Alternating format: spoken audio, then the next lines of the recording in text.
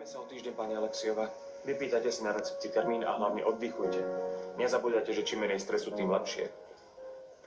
Prosím ťa, počkajme na recepcii. Ja by som sa chcel s pánom doktorom ešte o niečo porozprávať. A o čom? Potom ti poviem, dobre, nemusíš sa bať. Dobre. Dovidenia, pán doktor. Dovidenia. Pán doktor, ja by som vás chcel požiadať o pomoc. Počúvam. No, ja k lekárom veľmi nechodím, ale keď som už tu a mám vás takto po ruke... Prepáčte, vás zastavím. Viete o tom, že som gynekolog? Viem, ale možno, že práve vy mi budete vedieť pomôcť. Viete, pán doktor, nerastú prsia, ako žene. A predpokladám, že bývate aj často unavení. Strašne. A najhoršie na tom je, že ani tá romantika ma už nebaví.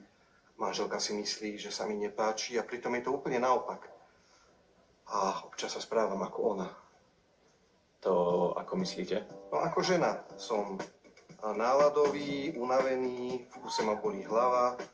Ani pivo mi už tak nechutí. To nebude tým pivom, pán Alexi. No čo to do prasa je? Poďte so mnou do ambulancie, vysvetlím vám to.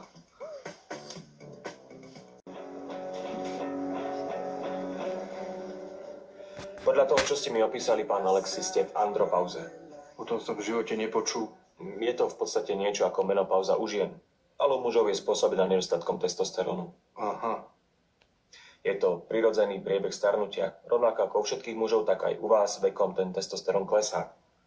Ale je to nepríjemné, viete, ako ísť o 1000 kus 100. Nič nevládzem. Rozumiem.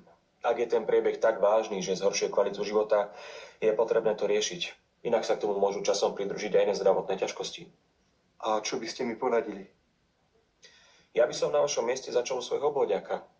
Ten vám spraví krvné testy a predpíše chýbajúci testosterón. A to stačí?